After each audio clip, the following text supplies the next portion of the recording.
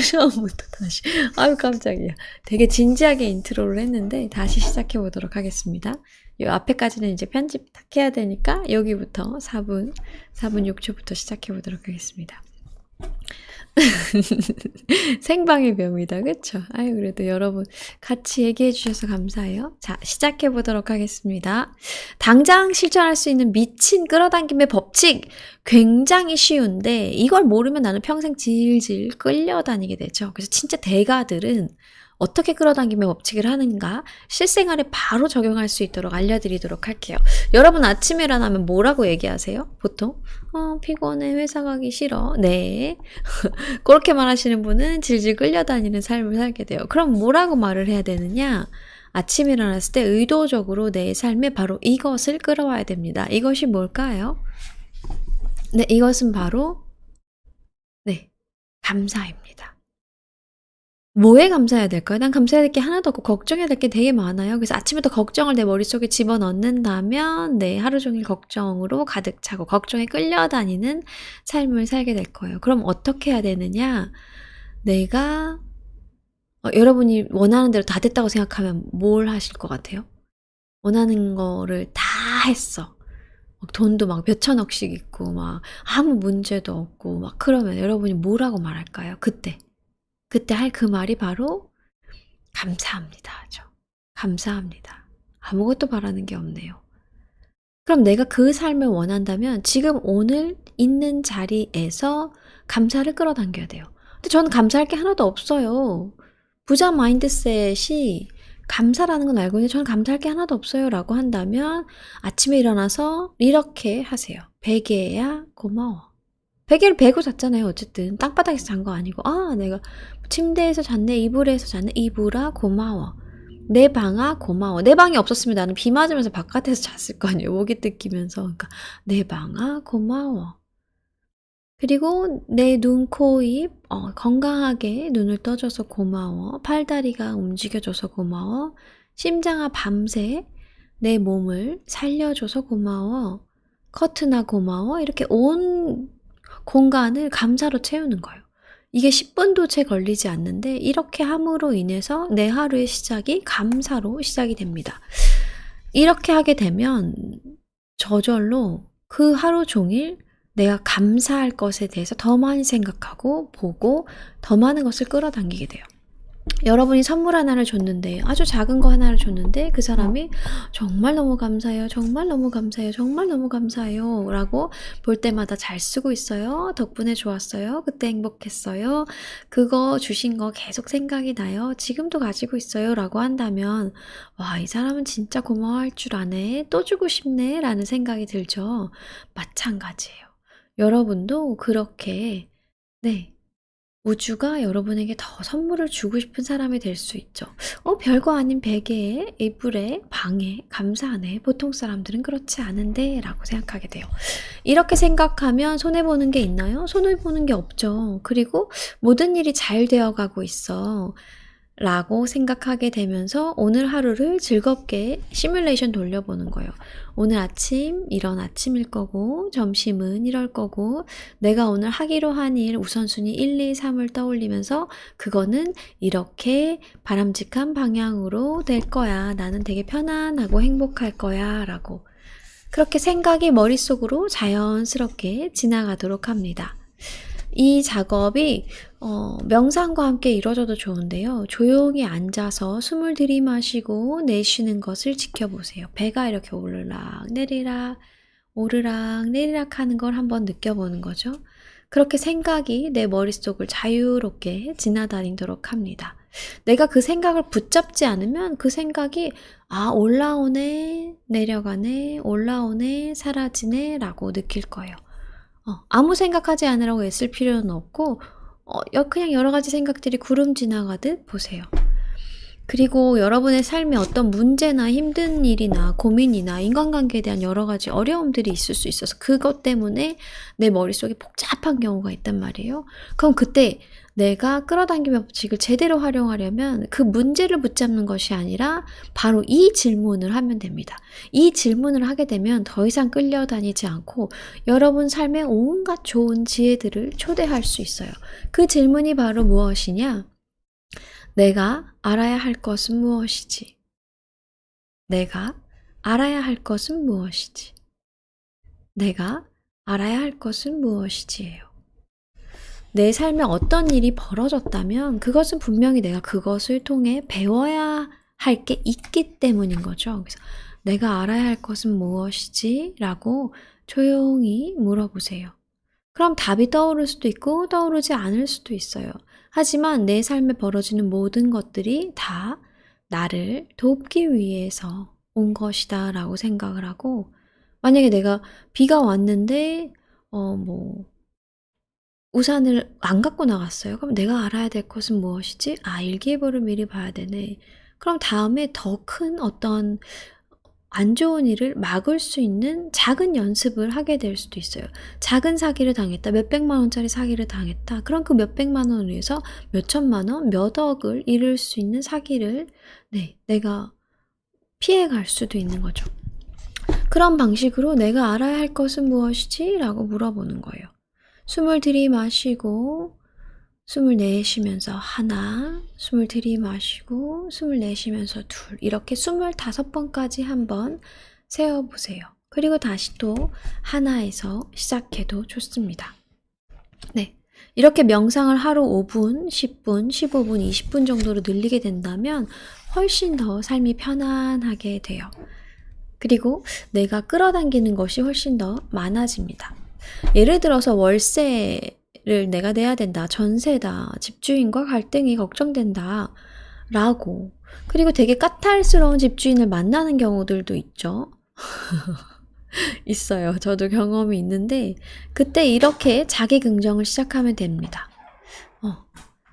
이사를 하게 되는 경우 이사는 간단히 끝난다. 이사는 간단히 끝난다. 이사는 간단히 끝난다. 모든 것들이 빨리 정리된다. 모든 것들이 빨리 정리된다. 모든 일이 신의 뜻대로 착착 진행되고 있다. 모든 일이 신의 뜻대로 착착 진행되고 있다. 모든 일이 완벽하게 이루어진다. 모든 일이 완벽하게 이루어진다라고. 루이스 에이는 치유책에서 이런 에피소드를 말해요. 쓰던 물건을 파는 게 얼마나 어려울지, 이사하기 전에 나는 며칠 동안 어디서 지내야 될지 이런 거에 대해서 나는 전혀 생각하지 않았어요. 어떤 부정적인 것도 내 마음속에 들어오지 않게 했어요. 오직 이사는 잘 되어가고 있어. 살림도구는 다 잘 팔렸어. 모든 일이 신의 뜻대로 진행되었어. 모든 일이 완벽하게 이루어졌어. 에만 반복해서 집중하고 끌어당겼습니다. 그리고 난 다음에 그 집주인이 놀랍게도 연락이 와서 내가 가지고 있는 세간살이를 다 자기가 사들여갖고 가구가 있는 채로 다음 세입자를 받겠어요? 라고 한 거예요. 그래서 정말 아무 걱정하지 않고 모든 일이 다 편안하게 이루어졌습니다.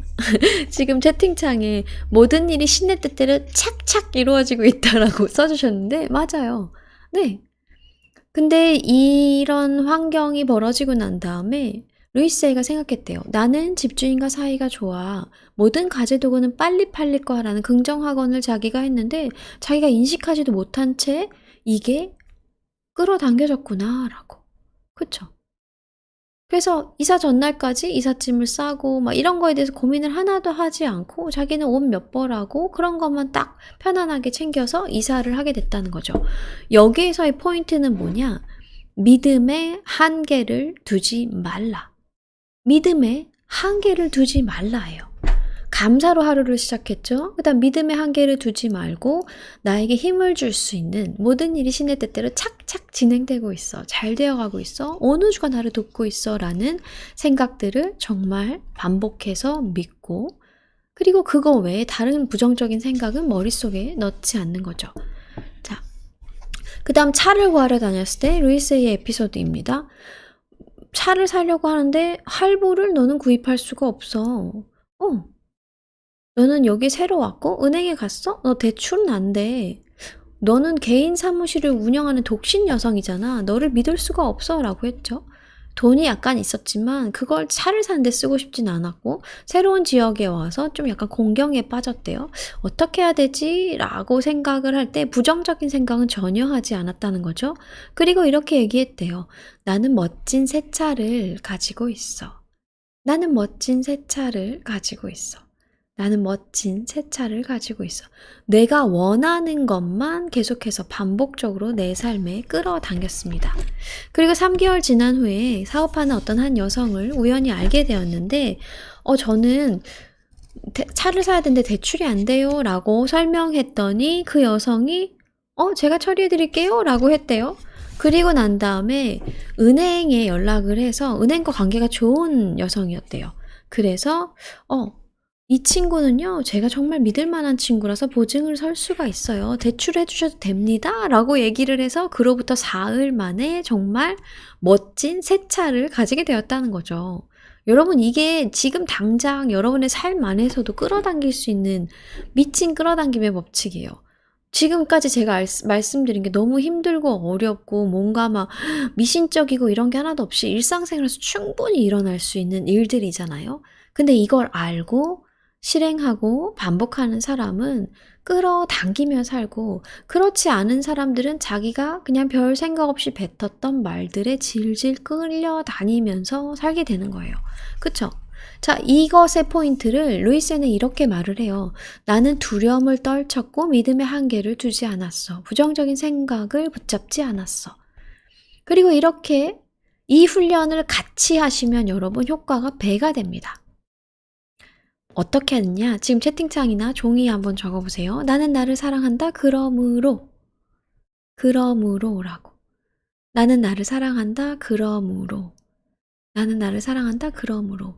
이 문장을 훈련해야 되는 가장 큰 이유는 나를 비하하는 습관에서 벗어나기 위해서요. 나는 나를 사랑한다. 그러므로 방 청소를 한다. 나는 나를 사랑한다. 그러므로 나에게 신선한 물을 준다. 나는 나를 사랑한다. 그러므로 오늘 이 좋은 방송을 듣고 있다. 나는 나를 사랑한다. 그러므로 무엇을 한다. 오늘 하루의 내 모든 생각과 말과 행동이 나는 나를 사랑해서 하는 행동을 하게 된다면 여러분 어떨까요? 두려워서 벌벌 떨면서 하는 모든 행동들의 끝에는 결국은 두려움이 있어요. 받을까봐 두려워서 했던 결혼은 결국 버림받음이 있고, 인정받지 못할까봐 두려워서 번 돈은 결국은 다 사라지게 돼요.